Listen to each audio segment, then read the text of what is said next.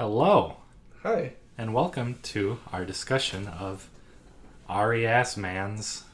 How do you pronounce his name? It was Ari Aster or Aster? Ari. I don't Ari? know. I have no idea. Ari Man? Yeah. Eric? Yeah. And we're going to talk about Anyway. both his movies that have come out in the last 2 years because we have both seen them recently. That is true. Except for Josh. Yeah. You saw one of them. So I saw Hereditary when it came out last year, and we saw that in theaters together. We did. With our other friend. Yes. Who I don't think he hasn't been in here yet. No. But so we saw Hereditary last summer, and then we saw that. Then we saw Midsommar this summer. Yes. It's all about the summers, dude. It came out midsummer. That's crazy. That was the intro. That's it. That's the whole episode. So we're just gonna do a little discussion about Ari Aster. I'm probably just butchering this man. I'm gonna stop. I'm gonna stop trying. I'm gonna stop trying to pronounce his name. Just Senior Asthma. Ari. I'll just say Ari from here on out. Okay. And we're gonna talk about his first two movies. Yeah, there's first two official movies and he's done shorts. There's one short that I know he has that's kind of popular, but what's that? I don't know, something about the Smiths or something. It's about a family. The band The Smiths. It's not about Morrissey and the Smiths. It's Morrissey's career. We'll just start out talking about Hereditary. Yeah, you saw that the other night. Yeah, I saw it again. So you've only seen it once. You saw Midsommar and then you saw Hereditary the next week. Yeah, back to back. Yeah. We all saw Hereditary together. Yes. That was probably the last theater for a horror movie where it was actually pretty packed. Yeah, there were a lot of people. There was a lot of people, and it was really that was interesting. Yeah, everyone was really annoying. Yeah, there was a group of probably I would say high schoolers. I'm guessing mostly high schoolers. Yeah, maybe 15ish. They looked really young. Lots of chatting teens. Yeah, making a lot of fart noises and making jokes. That's the worst. That's the thing is because if that had been just us in the theater, that's kind of how Midsommar was. There wasn't a lot of people. 6, 8, we saw it at people. 3 o'clock. Yeah, it was pretty dead showing. If we'd seen Hereditary in a similar situation, it would have been a completely different movie. Yeah. But it was not only was it distracting, but the kids were, the clicking noises that wasn't named Charlie, I think was the main. Yeah. Yeah. They kept doing that behind us, and I couldn't tell if it was part of the movie or not, and it kept throwing me off. Do you remember that? Yeah, I just remember making jokes. Yeah. A lot of noises. There's nothing worse than the kid in the movie theater who thinks he's really funny and won't stop talking, and he isn't funny. Even if he was funny, it'd be annoying. But when you're not funny, because it ruins attention. That's the only time I've ever had to move in a movie theater. Oh, I forgot about that. Yeah, because they were directly behind us. I mean, moving up 10 rows. Then it was much more pleasant.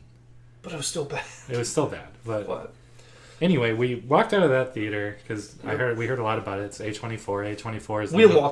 After the film. We didn't walk out mid-film. We didn't walk out the movie. So what were your initial feelings though?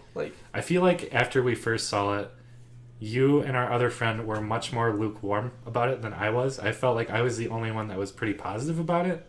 Okay, that's fair. And then I feel like since you've come around a bit, but I still definitely like it more than you. So one thing that was interesting was when I saw it, I kind of saw it for a lot of missed opportunities. Yeah. And I really enjoyed I would say the first third of the movie, I was just floored. Yeah. And then got about halfway through and I was like, okay, kind of a weird direction. And then by the end, I just felt like there was a lot of missed opportunities. A little bit. Since then, I don't really think about those parts as much. I just remember a lot of imagery, and I remember a lot of very specific scenes very vividly. Yeah, that's what both these movies do really well. Is they have certain moments and scenes and setups and acting that you just remember and kind of sticks in your head. It's not like a movie where you're just. I mean, there are parts in it that are slow, especially in the middle, but you don't You don't feel bored during the movie because you're just kind of looking at the whole imagery and the whole cinematography of everything. But that's probably the best thing both these movies have going for it, I'd say, is things that stick with you. Yeah, for sure. There's something I'm going to say later because I ended up seeing Midsommar again. Uh-huh. So I saw it the night with you and then I ended up seeing it 2 nights later. Let's just make this whole thing spoiler. Yeah. It's going to be impossible. And plus it's going to, by the time we get this out, will have been out probably a couple weeks. And, I mean, might as well. Hereditary, we both, your view has kind of gotten more, you view it probably a little bit better than you did originally, you would probably say? I guess because, okay, when I first saw the movie, well, the first act, as you said, was definitely the high point. Sure. Just top-notch acting all around, especially Toni Collette and Naked Brothers band guy, which I'm surprised no one talks about that. Did you think he was like do I think he was good? Yeah, I do. Other than his crying. Okay, his crying. His crying is really bad. You have a thing for people crying in movies, though. He does. I feel like the last 5 movies that you've complained about has been about the crying. Well, because they have, like... To be fair, it's almost always the same guy. People will... Yeah, it's Lucas Hedges. Yeah. But when people cry in movies, they don't sound like they're... They don't sound like... yeah. No one cries like that in real life. How did you feel about Danny in Midsommar? She's great. Okay. And so Toni Collette has a scene in... Okay, spoilers. Charlie, the daughter, gets her head knocked off. Yeah. And hope she's okay. I will say... As much as I like Midsommar, I don't think there's a scene as powerful as the scene after and during the head decapitation in the car. Yeah. Because that was just like... Because the next 3... They kind of do something similar, I think, in Midsommar, but, like, the next 3, shots are her with, like, the same consistent, like, wailing. Yeah, among, like, different settings. Yeah. Which is almost like a comedy setup. Yeah. But, yeah. That's one thing I noticed, sorry, before we get too far ahead, but that's one thing I noticed in Midsommar was, like, the comedy aspects were a lot more prevalent. And obvious, too. Yes. Okay, I'm sorry. I keep going with Hereditary. But, yeah, the scene where she's just, like, wailing on the floor, like, and the husband's, like, trying to console her. Yeah. That's, like, that scene, and the scene with, like, the son who's just, like, in shock. Like, how do you even... deal. He's just lying in his bed and his eyes are like wide open. He's just and like the scene right after he does it, he's high too, of course. With his marijuanas. Yeah, that's. They should use that movie scene as an anti-pot. They should show that whole movie in all the schools just to make sure that no one touches those pots. Yes, but that whole scene, excellent, and just it sticks with you, and you kind of think at that point. Because I came into the movie not really knowing, like, what is this going to be? Like, is it a creepy little girl? That's what I thought the first... That was definitely what it teased, for sure. And then they just cut her head off. Psycho and just killed her, like, in the first act. A little bit. And then it kind of... I initially was a little disappointed because at that point it kind of becomes, like, a typical Conjuring kind of movie. Yeah, I know what you're saying. But done really, really well. Sure. Like, much better. And initially I was like, oh, that was kind of a wasted opportunity. And like I was a little disappointed because I was hoping for much more of the family drama. That was one thing that I thought, one of the missed opportunities I thought, because Hereditary implies like there's like a family aspect to it. Mm-hmm. And like, I thought it was going to explore more of, what's her name, Toni Collette? Toni Collette. More of her psychological... what's the word I'm looking for? Like mental illness? Yeah, because it does kind of get into that, and like her relationship with her mom, but by the end it's like that's completely forgotten, and it takes it in a different sense of I'm kind of going to sort of disagree with you. Okay. I think it's more of like a metaphor, I think, than anything. I mean, there's like obvious parts where it talks about mental illness, especially where she's at like the AA meeting and she's just like talking and it gets more and more intense. It's not AA, I thought it was... Or not, I'm sorry. Yeah, AA, it's more of like a loss. Yeah, grieving kind of. Where she meets Joan, which Joan is my least favorite part. Yeah, I 100% agree. But, anyway, that part felt pretty forced to me. Yeah, her whole character is kind of she herself is kind of like the MacGuffin almost. Like, I was trying to picture the movie without her. Like, not that she wasn't there. Yeah. Like if like Toni Collette, like we never saw her. Just gone through like the booklets and kind of her mom's stuff. Sorta. I was thinking like maybe like you cut out the scenes where she's with Joan, and like maybe they're at the house and Toni Collette's talking about, oh, I met this person at a grieving meeting, but you never actually saw who she is, so you don't know. Maybe if she's more crazy. Do you know what I'm kind of saying? If they showed a little bit less of her, I don't know if that would be better kind of interaction. Yeah, I don't know if that'd be better or not. I just thought it was interesting. But I have to think about that. But yeah, and then another really great scene in that movie, probably the other best scene, is the scene where they're at like the dinner table and the son and the mom are kind of like arguing with each other, and it's just like so tense. He does tension really well. Yeah, he does. And that's probably I mean that Alex Wolff is his name, the Naked Brother band man, the Can't Cry Man with Lucas Hedges. Yeah, that's so bad. It's like every time it happens, it just takes me completely out of the movie. I don't know if other people are that annoyed with like bad crying, but if you are, this movie definitely has some of it. But yeah, that's a whole great scene. That's kind of what I was hoping the movie was going to go into, was just like the whole, what is this, like a family psychological drama? I feel like the last third of Hereditary, that sort of like motif is carried straight into Midsommar. Because you go from kind of like a weird, intense, like grieving kind of thing into all this really weird like imagery and like really weird uses of like nudity and sexuality and just sort of things like that. And I almost feel like the beginning of the last third of Hereditary was almost like the beginning of the Midsommar era. Do you know what I'm saying? A little bit, yeah. Almost like the first 2/3 of that of Hereditary, and then the last third, and then all of Midsommar, like two almost completely different ideas. I forgot there was nudity in Hereditary when we watched it again. Yeah. And I was kind of taken aback by it again, because it is really... When we watched in the theater, it was a bunch of teens and they were giggling the whole time. Well, but the one part where they weren't giggling was the head getting chopped off, and that was like the only part in the movie where everyone just kind of stopped. I don't think that's true. Really? I think her head popped off and then they went... If I remember. That's annoying. Yeah, I'm pretty sure that's what they did. I don't know. I remember you and I were both just kind of like in shock. Yeah, I can't think of like a time where it was that like whole like let's strap in. Yeah. Maybe like Nocturnal Animals, when that scene where it's like you expect something bad to happen, but it's like the worst possible thing happens. Right. And then it's like a lot of movies might just kind of gloss over the grieving. This movie like slows it down. I think it's a really good description of Midsommar, because Midsommar was like the most dread I felt in the movie, because I didn't know where the line was going to be, or like how far would they go with these certain aspects, because they kind of tease at certain things, like there's the baby and they kind of slip the scissors underneath the pillow, and I'm like, are they going to kill a baby? Are they going to sacrifice it? Like, what is going on? And then as things progress, I had no idea where, like, I didn't know how much more they could kind of ratchet up the tension, but they just kept going and going and going. Mm-hmm. And there was a point, which I'm sure you'll remember, there was a scene where I looked at you and I'm like, I don't know if I want to watch the rest of this, because like my stomach was in knots. I didn't know, because I didn't know where the movie was going. I was like very uneasy. I wouldn't say it was like that in Hereditary. I don't think so. It was more of just like a... I was more like... After kind of the decapitation scene, I was like, I don't know how you top this. You know what I mean? A little bit. But also, like, that scene was more grief than it was shock, I guess? I don't know. Just both. Well, it was like shock then grief, I guess. I would say the scene that kind of put me over the edge in Midsommar versus the scene that put me over the edge in Hereditary were played differently, but there were definite similarities. What did you think of the dad character in Hereditary?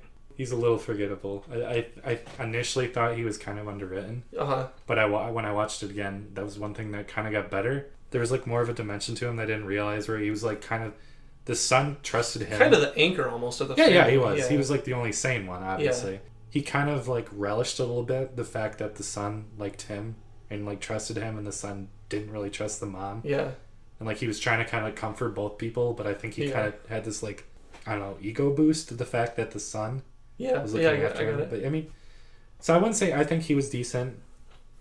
Again, my only really problems with Hereditary, probably the Joan character, I thought could have been a lot better, and the crying, and I guess it was a little bit longer. It was a little fatty, I guess. Yeah, could have been trimmed down a bit, a little bloated. I thought that the end scene revealed way too much. A lot of people say that. I feel like if more of it kind of would have been left up to the imagination, or it's like, I don't know, because that seems like a movie where people kind of go do their own digging to see where, like, what these certain like images and those sorts of things mean. It reminded me a lot of the ending of The Witch, which is another A24 kind of similar feeling movie, which I liked significantly less than Hereditary. I like it pretty close, but we're not talking about The Witch. Yeah, we're not. No, we should talk about The Witch when The Lighthouse comes out.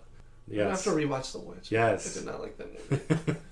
Make you rewatch it, and then we'll have a good discussion about it. Anyway, sidetrack. To kind of end things with Hereditary, the ending, I think, was kind of polarizing for a lot of people, and it was for me, definitely, because you're right, it's kind of spoon-fed. But then again, I watched it with my brother, who doesn't typically watch a lot of movies like this, and he was really confused. Interesting. So I wonder if they took out that completely, if people would just be like even more upset, because I know general audiences don't really like this movie that much. Yeah. Which I'm sure is the case for both movies. I'm sure. I've seen pretty mixed things on Midsommar, but I didn't... Yeah, I've seen a lot of mixed things from critics and people. Yeah. I will say, to kind of wrap things up, the first time I watched Hereditary, I kind of was like, oh, this is like a movie that tries to be artsy, but kind of fails and becomes conventional. Mm-hmm. And then I watched it again, and I was like, oh, this is just a really conventional movie amped up.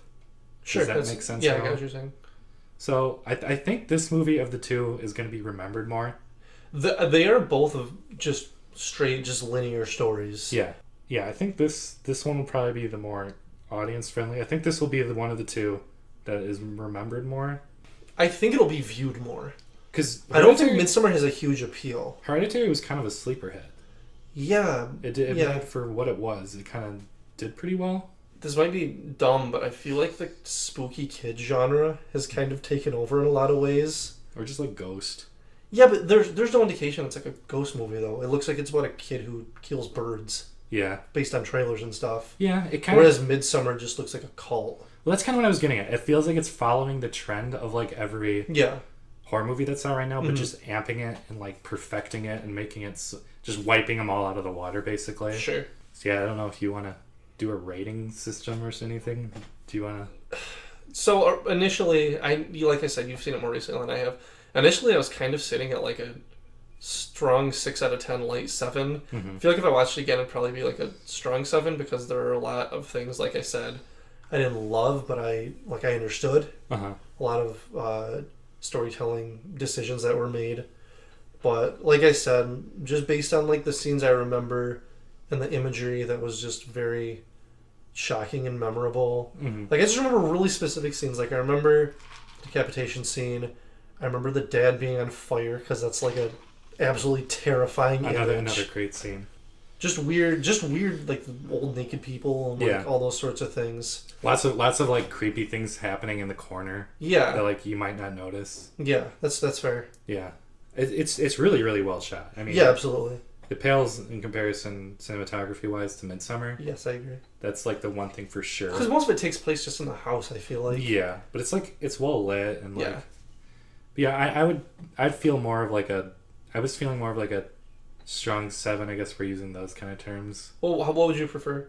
I don't know. We'll figure something out. But for now, we'll just use these. 7.1. Yeah, I hate that. So I can't really think of anything better. I guess it's more of an 8 for me. I would say after rewatching it again. 80%. Like 80% on Rotten Tomatoes. Yes. It's a great debut. Yes. And absolutely. I can't really think of a stronger directorial debut that's happened recently. Oh, okay. Recently, I was gonna start listing off like old ones. No. Yeah, no, definitely not. Maybe Good Time was that a debut? I don't know. That's a good question. I'm gonna do research and we'll splice it in at some point. And we'll have the answer pop up on the screen. We'll just have either a really happy Josh face or a really sad Josh face. And then Denis Villeneuve, I don't know what his debut was. Yeah, I don't either. Anyway, so Midsommar though. Okay, so this is really the meat of the discussion. This is what you've been amped up for. Yes. Okay. Do you want to start or do you want me to start? You go. You can start. You're on a roll. Okay, I'll start. So, I told you that I kind of feel a little differently about this movie after rewatching Hereditary. Okay. Initially, I came out of like, I tend to watch movies with a more sensory kind of thing. Like I'm more into the images and like that's understandable. I'm a little bit more of a story guy and sort of like I'm really into like sort of the story balance, like how the story is portrayed, like whether it's linear, what sort of directions things take, like if that makes any sense. So I kind of came out of that movie just like with a body high of like sensory images. Yeah, because it's so beautiful. Like, and and given like the fact that there's so many like hallucinogenic. Yeah, there's so many great images, so many creepy things that happen. It's just lots of great scenes, and I came out of it like a little, like liking it more than I do now. If that makes sense. Okay, interesting. I still like it a lot. I'm not sure which of the two I like more, but I do think this movie has a lot of problems. Interesting. Okay. I'm gonna say mainly the length. I disagree. I've seen it twice, and I actually felt like the length It felt short the second time. I'll say that. I don't know which why was interesting. That didn't bother. I don't know why I didn't see that and get bothered, because Hereditary, you kind of feel like this would be a lot better if it was shorter. And that movie's 2 hours. So if I would have saw that this movie was 2.5 hours, I'd probably be more worried about it going in. Okay, the first act in this movie is kind of similar to Hereditary, but it's like really sped up. Yeah, no, I totally agree. I feel like it's kind of like the quick. Both these movies deal with grief a lot and family. It's very, very, very vulnerable lead characters. Yeah, exactly. And then sort of the situations they get themselves in trying to cope with their loss. Vulnerable characters all around. Or characters that are vulnerable that kind of affect other people around them. Yeah, for sure. This movie stars, Florence Pugh, I think her name is? I thought it was just Pugh. Pugh? It's probably not Pugh. Pugh sounds grosser, but I'm sorry if that's actually her name. But I don't know. We'll call her Florence. She's terrific. She's excellent. She's probably the best part of this movie. Not gonna say Toni Collette level, but I think she's close. Okay, so would you say Tony is like the top tier for Tony actors in Ari Aster films? Tony Shalhoub, number one. Tony Shalhoub. Should I just start listing problems, or like do you want to? I'll give my thoughts. Okay. I thought initially that this movie was by far probably the best horror movie I've probably ever seen, honestly. Like, I love The Shining, and there's a lot of horror movies I really love.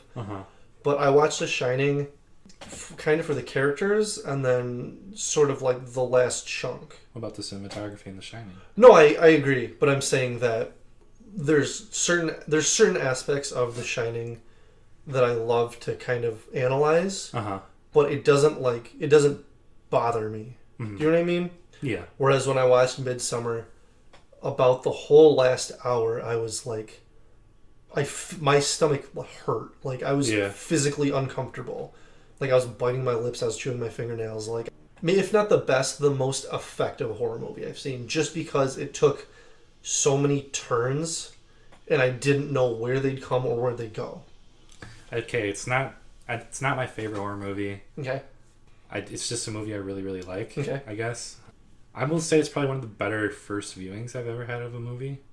Even if, like, the feeling kind of where I could watch it again and maybe I'd be like, oh, those problems I thought I had aren't really there. If that kind of makes sense. I'm curious to hear your problems, but not yet. Okay, one problem I keep seeing that I don't think is a problem at all, I think it's actually done really well, that I keep seeing is they keep saying that the first act happens and then just, like, you never hear about it again. That's just not true. I don't think so either. Like, the whole thing with her mom and dad and sister dying, like, they die and then you don't really hear a ton about it. Yeah.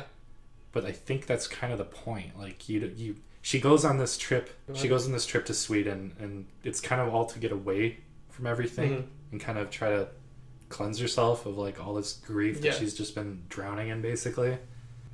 I just don't know. It's not the same movie if you change the first act, honestly. Yeah, I don't think that's what I don't know. I just keep seeing, like, oh, they don't do enough with the whole loss. I guess, because Hereditary probably does it a lot better. Well, yeah, because they've kind of established the characters more. Yeah. But you have to think, if you do that, that's a 3-hour horror movie. It's like, who's going to sit through that? It's okay. I'll talk about the length first. There are, like, one too many scenes, I think, where it's just, like, old people or people in charge standing up, sitting down, picking up their thing, and then everyone else picking up their plate and starting to eat too. And it kind of, like, it does a cool thing where it's like everyone kind of, like, it's like dominoes. Yeah, where it's like they'll start eating and then everyone around will start eating and it kind of looks like a wave. Yeah. There's, like, just too much of that stuff, I feel like. This might be a dumb kind of thing to nitpick, but the first time they do that, those are the first two people to die. Yeah. That part's great. But no, I'm wondering, though, like, is there, like, a theme with, like, kind of being at the head of the table and then, like, you die? Like, is that a thing you noticed at all? Because I only remember that one, and then I remember Danny sitting at the head of the table after the little dance competition thing. Looking back, I remember too many scenes where they're just, like, sitting there waiting for something to happen. I thought that was interesting, though. Like, even second viewing, it didn't bother me. Can I talk about my second viewing really quick? Yeah, go ahead. So I get out of the way. Did you have, like, changed opinions? Second viewing, I was just not bothered at all. because you already knew what happened. Right.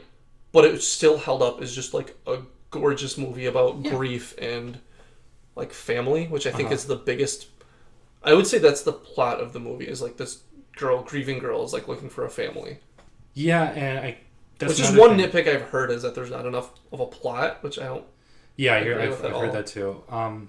Another thing with the whole, I mean, we're already in spoiler talk. Yeah. Another thing where they say, "Oh, the family part doesn't come back." That's kind of the whole ending. That's like literally the whole. Her realizing, like, there's that scene with that Swedish guy. It literally couldn't be more concrete. It's like you can choose between Christian, the family that you brought with you, or this dude who you don't know, and welcome him as part of your family, basically. Yeah, the whole. And when that happened, like, you could see her face. I'm like, oh, Christian's gonna die, and then he does. There's actually, interesting enough, the director Ari Mann and Florence Pugh, they disagree on the ending. I guess Florence Pugh doesn't see her character as like willing to kill Christian, I guess. Okay. And Ari's like, yeah, there's no way this movie can end without her deciding that. Oh, you mean that she wanted it to go in a different direction? Kind of. Or the interpretation is different? I think a little bit of both, but I don't really know how you can possibly interpret it different. Like, you see the man in a bear suit burn. Yes. Which is a great image, by the way. The comedy, first viewing, was, like, funnier because, in contrast with how intense a lot of the scenes were, there's a lot more relief. But a lot of the funny images struck me more the second time around.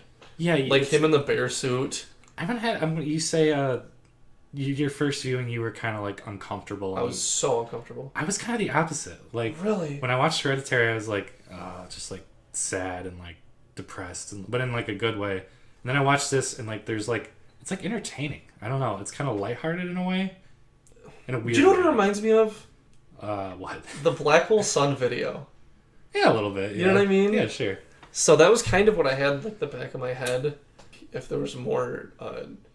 Incest and rape scenes. There's not enough incest in Black Hole Sun. I would like to inject more incest into the Black Hole Sun music video and make it much scarier. I was gonna say this about both movies. This movie, you've not seen the old Wicker Man? No, I haven't seen it either. It's pretty boring. Oh, that's what. Yeah. And a lot of people really like it. The ending's great. There's good things about it, but this movie is totally like that movie. Do you know what that movie has though? What? Not the bees. Well, that's the remake. Another thing, I'm saying it does not have the bees. It does not have the bees. And also, he's in a bear suit, which is another weird parallel to... that's true. The Wicker Man. I don't know if that was intentional or not. There's also a movie called Midsommar that's about the same exact thing. Interesting. I'm pretty sure it's way worse. But Hereditary reminds me a lot about this other 70s movie called Don't Look Now. I haven't seen, but it's about a couple and their daughter dies. And I know they move somewhere and then their marriage kind of falls apart. Okay. It's kind of like Don't Look Now, their marriage is falling apart. Don't Look Now, he gets stabbed by a midget. Oh. That's literally how it ends. Sorry to spoil. Is midget an offensive word? I don't think it is. I don't know. Sorry if it is. I don't know. We'll be okay. But yeah, so I don't know. He takes a lot of influences from the same kind of horror movies I like, which is cool. Yes. We both drew one very specific reference, we thought. Which one's that? I don't remember. Holy Mountain. Oh, yeah. Yeah, there is a lot of... There was a lot of very kind of, like, zoomed out, like, weird... I don't know how to explain it. Just very... Just image. I don't know if the movie feels similar. There's just a lot of imagery. No, just a lot of imagery that reminded me of the Holy Mountain. Especially, which is the best scene. Is that Hodorowski? Hodorowski, yeah. Yes, I hope that's how you pronounce it. I'm terrible with names. I don't know. I remember that being clear during what I would consider the best scene of the movie. The sacrifice scene? Where they said the old people sacrifice themselves. Yeah.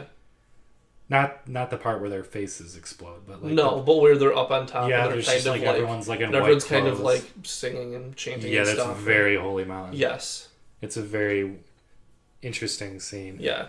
It's just great. I don't know. It's like that's the one part of the movie where I was like taken aback, I feel like. Interesting. Most of the other things I just enjoyed a lot, I guess.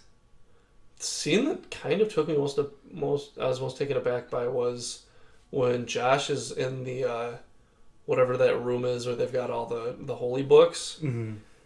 And actually this has gone from like the scene that like creeped me out the most to the one that bothers me the most, because In a bad way? Yeah. Okay. So Josh goes in to take pictures of the books, and I'm assuming it's supposed to be Ruben is the one who walks in. Yeah, the deformed guy. Yeah, and he's wearing Mark's face and no pants. It looks a little weird. What was the point of that? I understand why. The distraction, I guess. But this is literally like 1 second. Yeah, you can't tell me that if Mark walked in and went, versus Ruben coming in and going, Josh is going to have like a completely different like, what? Which is like enough time for them to club him in the head. Like, who even clubs him in the head?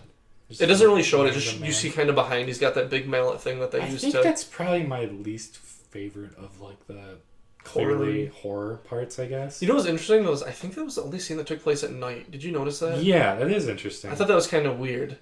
Because that was like the most, I would say the most intentional kind of horror scene. The rest is kind of bordering funny. A little bit. Yeah. That's what I was going to ask you about. Like, how do you feel about the comedy in this movie? The comedy's mostly Mark's character. Which you is can tell he's Poulter. The eyebrows Poulter. What the hell is his name? Will Poulter? Will Poulter, I think that's Will correct. Poltergeist. The guy who looks like the guy from Shameless, but he's not. He's actually the guy I've from never watched Shameless, I'm sorry.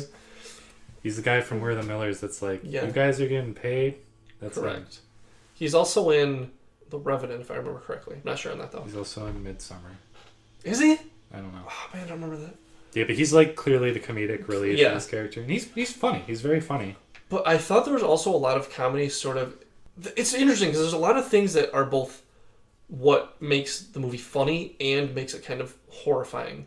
Which is things like sort of the language barrier between the two groups, which is kind of funny, played off in funny ways sometimes. Like there's that scene where the one guy's kind of telling the group of Americans about like one of their customs, and Josh is like the anthropologist, and he's like, "Oh, that's just like so and so," and the guy's kind of like he gets pissed. Okay, so anyway, it just goes into something else. Like he's clearly just not interested. Yeah, he doesn't care at all. And so that made me laugh.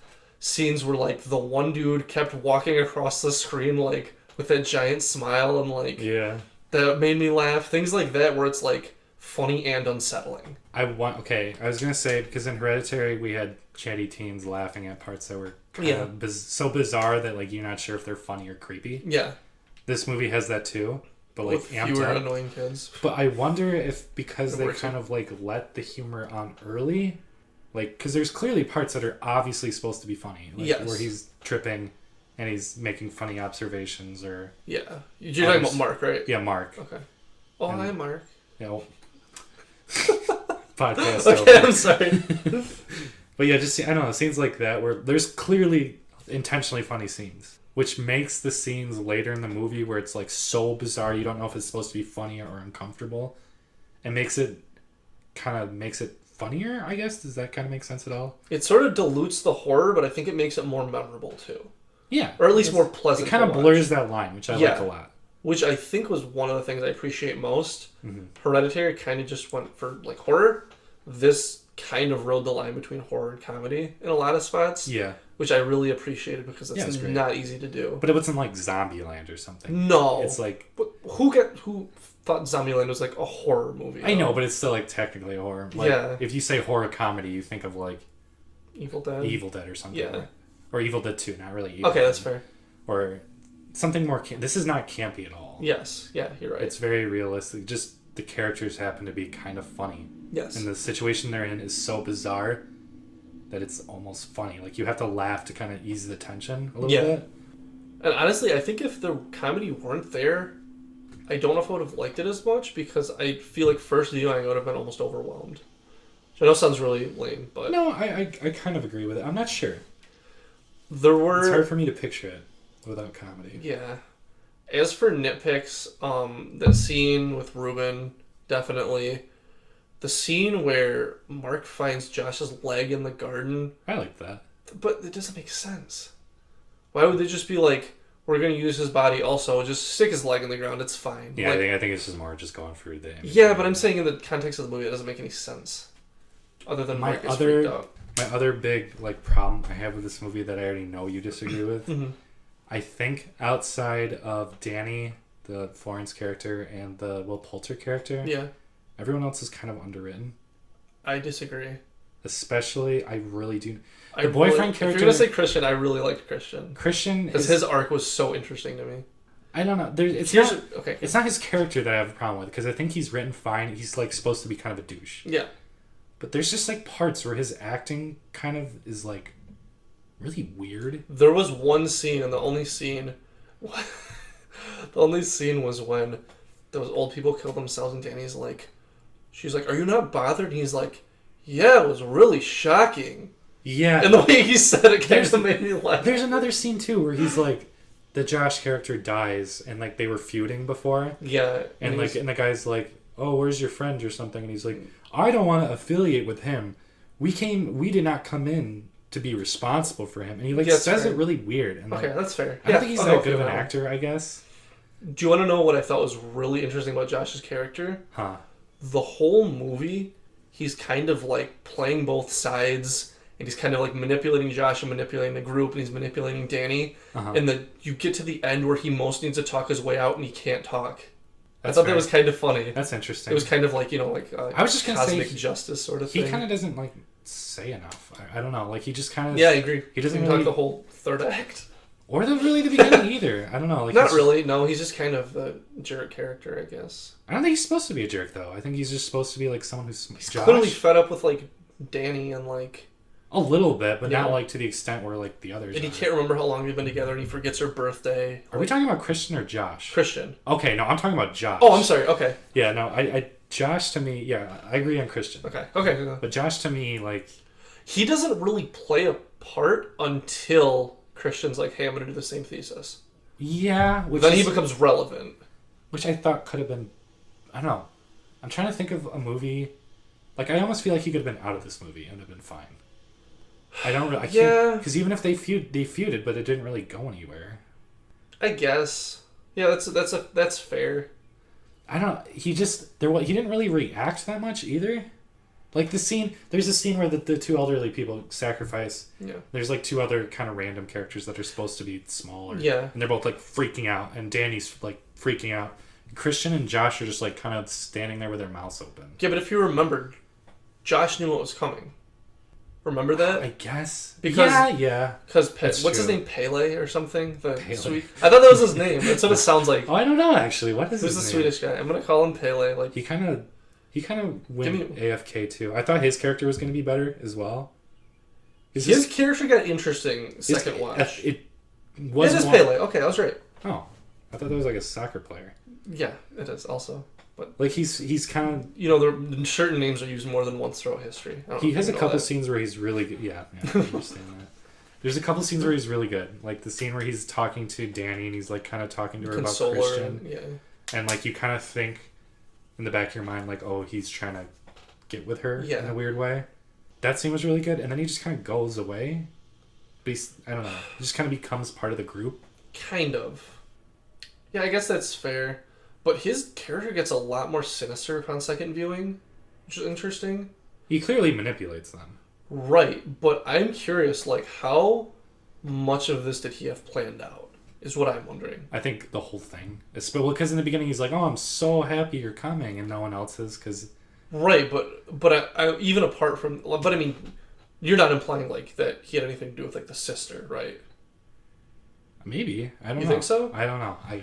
The only thing that I was thinking was on second viewing there was a scene where Danny calls Christian and she's talking to him at the pizza place, hangs up, and then he kind of pays the waitress and she walks away, and Mark's like, yeah, you could be getting that girl pregnant right now. And Pele goes, and don't forget about all the Swedish girls. Yeah. Which makes me think he already had Mark pegged as like, this is the one who's going to play this role. These guys are going to die. Christian's going to be the new blood. Or whatever. Yeah. Mark's going to be, like, the idiot. Mark's going to... Yeah, I like that, too. How they kind of make him, like, the whole, like... He looks like a Joker doll. Yeah, that's true. Yeah, for sure. It looks really good. Yeah. Also, this is weird, but kind of was comedic to me, was when they put Mark's body in the little burning temple thing, they go to readjust him and they pick him up by the head and it just stretches. He looks weirdly fake. I don't know. They all look fake. A little bit, but he looks like a rag doll. Like, yeah, that's fair. I would have to see it again, but it's either gonna look fake to me or like extra good. If that makes sense. That's fair. Yeah. It's like so off that it's creepy, or it's just gonna look so off that it looks fake. It's not really that vivid in my mind right now. Okay, fair enough. Another good part about that scene too, towards the end, is we kind of talked about this like right after the movie, but there's that scene with they sacrifice the two people, which is another kind of cheesy thing where it's like a raffle. That did bother me. Yeah, that seemed like so lame. It was like the Hunger Games or something. Yeah. And also kind of broke the tension because Christian's just like completely immobilized and like just saw all this crazy stuff and can't even convey to Danny what he's just seen and all this stuff. And then it's like, oh yeah, by the way, we're going to take 30 seconds and do a raffle. Like it's just it's just kind of the whole as much as I love the ending, I feel like it stretched itself out really far. There's like there was like 4 points where I'm like, oh okay, it's gonna, and it doesn't, and then it kind of keeps going. I feel like all the shots though were so intentional that you kind of have to be like appreciative. Like I do. I think the cinematography is great, and I like all the scenes and all, but it just it feels like they could have had some, instead of me liking all these scenes, maybe just something that just floored me at the end. One thing I was curious about, speaking of the end scene, so they give Ingmar sacrifices himself, and so does that other guy. Yeah. They give him that stuff from the yew tree, and it's supposed to like numb them, I guess. Because he's like take from the yew tree. This is what I was gonna say. Pain or whatever. How did you interpret that? Because I think we had two different interpretations. Yeah, because there's a scene where they both take the pain or the, whatever the sort of the drug or whatever, and there's a moment where they look at each other and they're both like smiling, like yes, we're doing it. And then there's a scene where the guy starts catching on fire and he just starts screaming. Yeah. And you saw it as kind of like, I saw it as completely like different. a battle cry. What did you see? Yeah. I saw it as like a moment where he just realized, I'm in extreme pain. This is all bullshit. And it's like a couple 20-second period where he realizes everything he's lived for is fake and just dies. Do you realize how, as soon as that's happening, Danny's having the opposite experience? Yes. I thought that was fascinating. Her relationship, I know she and Ingmar didn't really interact that much. Like briefly. Ingmar's the one who sacrifices himself. He's the one who brings with Connie and Simon. Is he the brother? The brother. Okay. Well, everyone's the brother. Yeah, so I didn't know if it was like supposed to be a literal brother, but another thing. Okay, I'll go back to that in a second. But yeah, so the way I saw it was everyone, as soon as he starts like wailing, everyone's kind of like casting like their sins and like whatever dark, like whatever they have in them, sort of at the fire to like cleanse them. Yeah. I took it as Ingmar being like, oh, like we're serving a purpose, like it's like a battle cry. Yeah, exactly. But and I guess it was kind of in the middle somewhere, because second viewing I had what you said in mind, and I was like, yeah, I could see that too. Yeah. So that was one thing I was curious about. It's good. It's a good scene. Yeah, I like stuff it was very kind of very open to interpretation. It's very inexact, I guess, but I felt like the shots were all intentional enough to where you got out of it what you were supposed to. I think when we were talking earlier about like what parts I would take out of the movie, there has to be like at least 5 to 10 minutes of like the ending where it's not the ending, but it's like she wins. The parts where she's dancing and she wins. I feel like when she wins, that scene is just really long, where she's just kind of being carried. And then Christian's looking at her. I don't know, though, because as soon as she's done dancing, she's like, oh, I'm speaking Swedish. How did that happen? And they're like, you just got to do it. Yeah. And, like, that's the beginning of, like, you're part of the family. Kind of, yeah. So I think that... Another thing that was really interesting, though, was... So Mark is, like, freaking out because they gave him that mushroom tea, whatever it was. Or Christian, you mean? What'd I say? Mark. I'm sorry, Christian. So she wins... And she kind of is like looking around. She looks straight at Christian, and he's got like these big eyes, like he doesn't know what to do. And they just turn her around and just walk her the other way. Yeah. And I thought that was like a really cool shot. Yeah. And they're all like, "Congratulations! Like you did so great!" Like those sorts of things. So I just thought that was an interesting shot. But I do think, I guess I know what you're saying, but at the same time, I get why they did it. Like I thought it was important. How did you feel about the possible rape scene? Kind of a rape scene? I mean, he's definitely not, like, in his right mind, and they kind of take advantage of him. It's hard to tell how much he's consenting. Yeah, but the whole time he's kind of like eyeing her. So yeah, he's kind of eyeing. It's hard to know. That's another good thing, where it's like I love stuff where it's like you can kind of take two interpretations sure. of it. I think that was the scene where it was hard for me to tell where it was if it was supposed to be comedic or. I was just uncomfortable. Like it's both to me. Like when they all start kind of doing like the weird... The breathing. I love that, by the way. That was fascinating. But I was going to say, like, yeah, they all kind of were like going along with the noises she's making. They were kind of doing like their own like weird language where it was just like emotion, I guess. Does that make sense? Yeah, that's exactly kind of where Danny kind of picked up, I think, too. There's that scene where she's like in the barn and it's kind of hard to tell how far gone she is at this point. Mm-hmm. Where she's like crying, like wailing because she sees Mark, or I didn't know, Christian cheating on her. And she's just wailing, and they're all like wailing at her too, and they're just like everyone's just making those noises. Two scenes contrasted, like those two settings were like they kind of do kind of surreal. Yeah, which I really appreciated. But that scene for sure made me really uncomfortable. There's the part in the sex scene though where like the woman gets like really really close. She's singing in his face. She's like singing in his eyes. And his eyes are just like gigantic. Yeah. Honestly though, I like once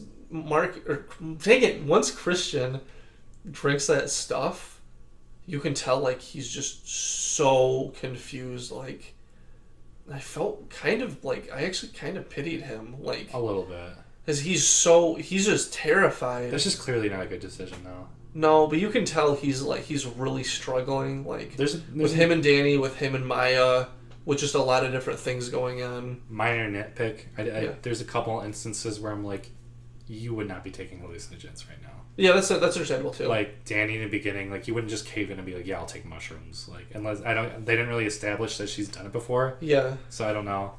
And the scene, where she drinks like the pea-looking water, where it's like the tea. Like he would not do that at that point. No. But I mean, minor complaints really, because they lead to some pretty great stuff. Yeah, for sure. One thing I thought was really interesting. I should say interesting. One thing I thought was interesting was the foreshadowing that I noticed second time around. Yeah. Basically, all the like images on the walls and stuff kind of tell what's going to happen in the movie. Do they? Which I don't really like. Did you see? I like that a lot. I don't, because I thought as long as they're vague. That's pretty much straight up. Is it like literally just like? It's like a guy in a bear suit on fire. Like it's like awesome. I like that. Okay. I think that's cool because you can't see that and be like, oh, they're gonna. Right, but I mean, put him in a bear suit. Some things, yeah. But a lot of like foreshadowing. I thought. Go ahead. I was gonna ask you because I tried to like memorize it when I first saw it. The movie opens with like this mural. Mm-hmm. When I watched it, I was just looking at the creepy sign, basically. Yeah. But I really want to see it and like kind of snapshot it and like see if that is. Do you want me to tell you what it is? Yeah. It's like it's kind of broken up into like the 4 seasons almost. Uh-huh. But the beginning is like winter. Uh-huh. And it basically just gives like the whole story. Like it's kind of like her grieving, and then like kind of her with. I don't know if it's necessarily her being Danny, but it's like someone. If I remember correctly, I know the first one was winter, and then the end was like very sunny.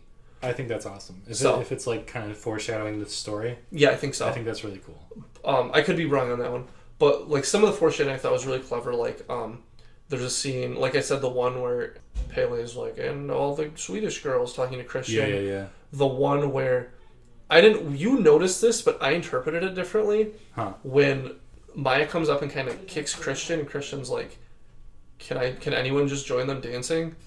And Pele's like, well, you're an American, just jam yourself in there. Holy was shit. that an allusion to the thing with Maya? I don't know, maybe. So that was one thing that I was thinking about. Another one, which I didn't even notice, I went to see it again the other night, and my friend had said that when Pele's consoling, what's her name? Danny, sorry. Yeah. When Pele's consoling Danny, he's like, yeah, I was technically an orphan, my parents died in a fire. Was it talking about them sacrificing themselves? Oh, yeah. There's a lot of really clever things like that once you know what's going to happen, it's like, oh, I know that. That makes me appreciate him because Hereditary had a lot of that too. So I think he's just a really clever filmmaker, and he does a lot of things where it's like, you should watch this again, kind of stuff. I like how you told me, oh, I'm not going to watch this forever again. That was, as soon as it ended, I'm like, I'm never watching this again. And then I went back 2 nights later. Another one I thought was kind of interesting was they get there, they're all kind of sitting and they see the kids playing and they're like, what game are you playing? And Pele's like, Skin the Fool. Mark being the fool. I thought that one was funny. I'm sure if I rewatched it, I would go... Yeah, you'd be like, okay. Like 20 times. Which is cool. I like that a lot. And then, what was the other one I was going to see? Oh, I didn't really know how to kind of take this one. Josh is the anthropologist, and they get there, I don't remember exactly what's happening, but he looks at Pele and he's like, can I take pictures? And he's like, yeah, discreetly. And then later on, Pele's like, you can't take pictures. And then he's like, oh, I talked to the elders, yeah, it's fine. Like, do you know what I'm talking? Do you know what I mean? A little bit, yeah. Which I didn't know if that was...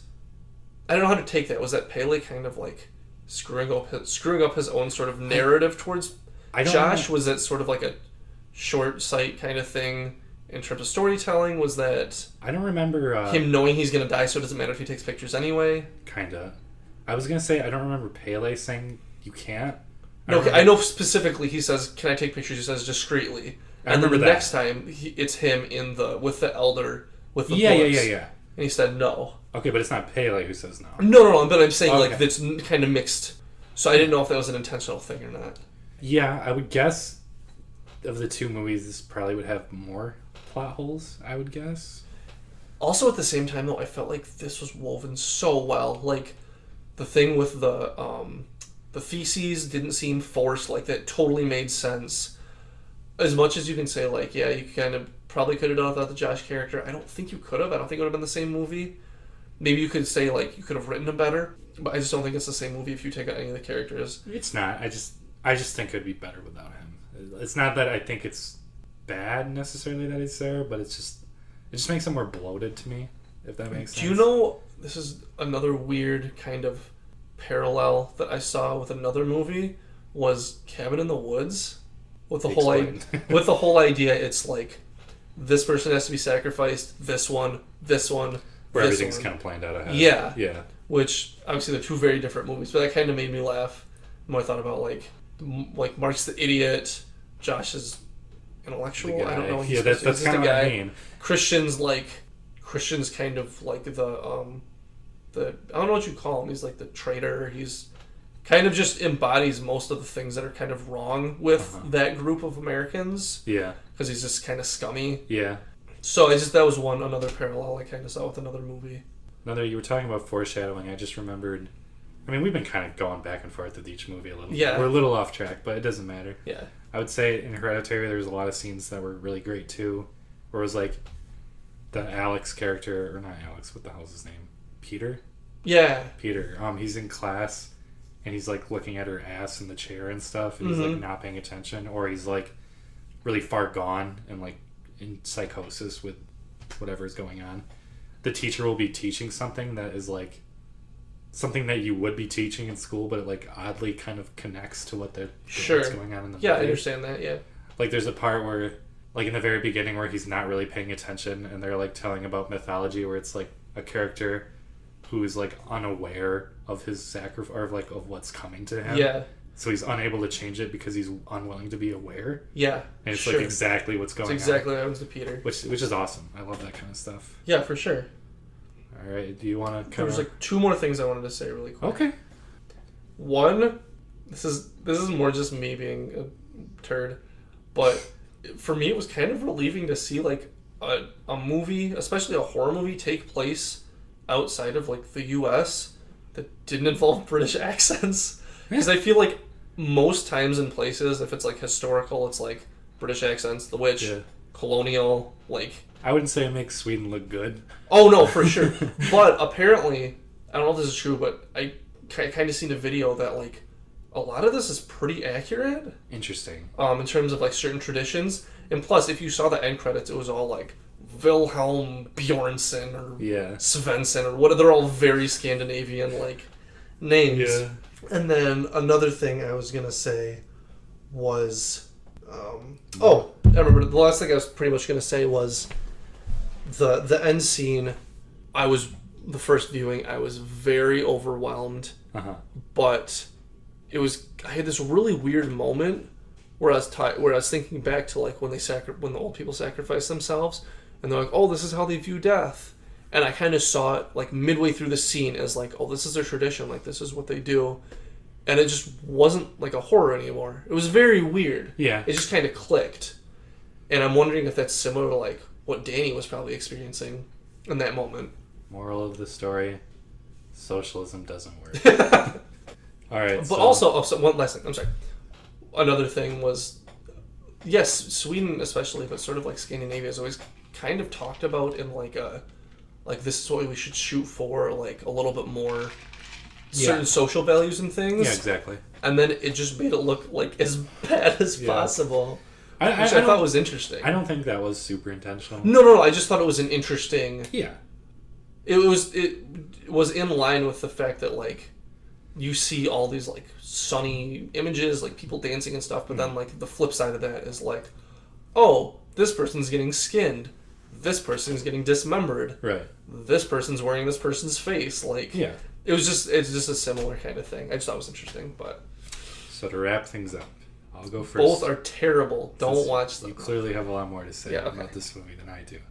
I think this movie is great. I think I think both movies are very ballsy horror movies in an era where a lot of movies, especially... This movie has like a weird... It's like independent, but it's like weirdly popular, I feel like. Talking about Hereditary still? Both. Oh, okay. I think both are getting viewed by a lot of people, and I think that's really awesome. Because, I mean, I don't hate, like, The Conjuring. I do kind of hate The Conjuring world, though. Yeah, that's... Yeah. I just saw Annabelle the other night. I don't know why you would do that. Because, I don't know. Was it good? No, it was very bad. There's just... I don't know. I'm just happy movies like this exist. Yeah, no, for sure. I get that. I do obviously have problems. I think it's a little on the long side. There's a couple characters here and there that I think you could take out and would make the movie short. I think you can edit this movie better. But what do I know? I'm just a guy. I'm just a guy. I did really, really like this movie. I haven't seen a lot of movies of this year that I liked, but it's obviously the best one I've seen this year. I haven't seen The Lighthouse yet. Looking forward to that. That'll be cool. There's a movie called... it's a Japan movie. What's it called? Starts with P. Plagiarism? No, what is it called? Oh, whatever. It's a movie that won the Palme d'Or in Cannes, and it looked really, really good. I'll just say that. Was it called Japan? No. Shoot, what is it? Anyway, but yeah, I'll put it up. But yeah, it's a really, really great movie.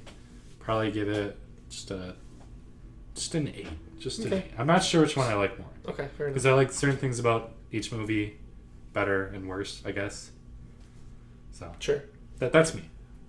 Good job, Ari Aster. Yeah, good job, man. Yeah, I really liked Hereditary. I loved this. And I watched it twice, had 2 very different viewing experiences. Uh-huh.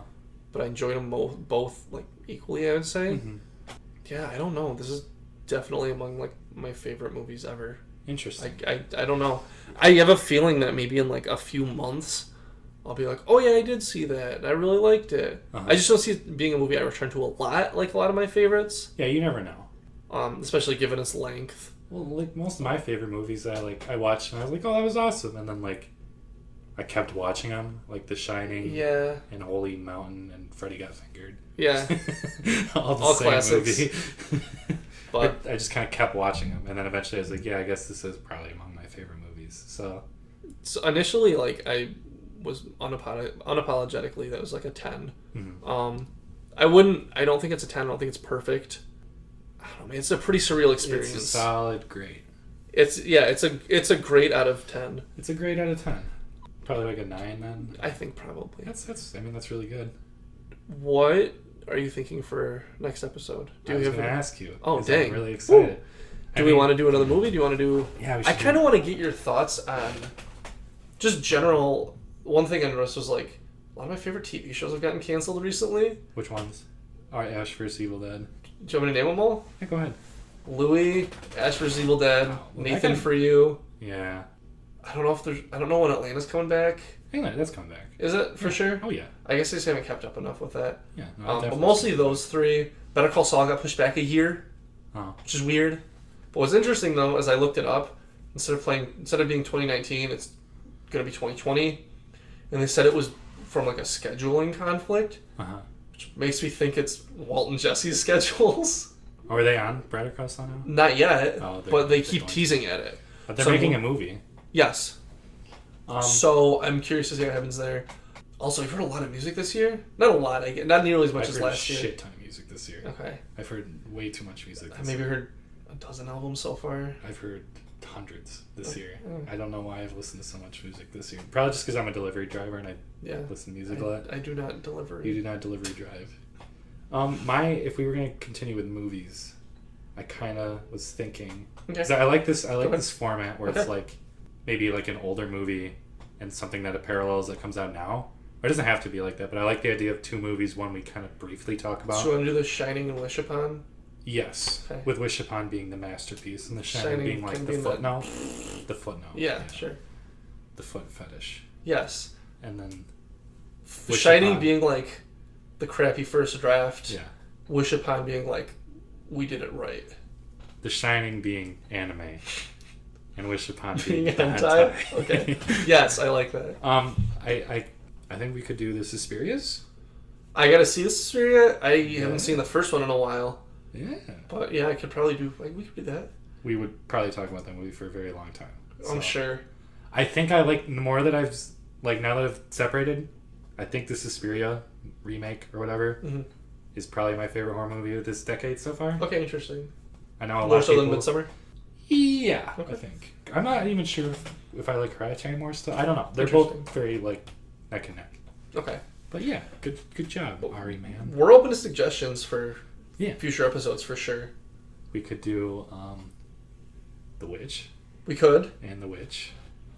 Which witch? We could see The Witch. We could see Freddy Got Fingered.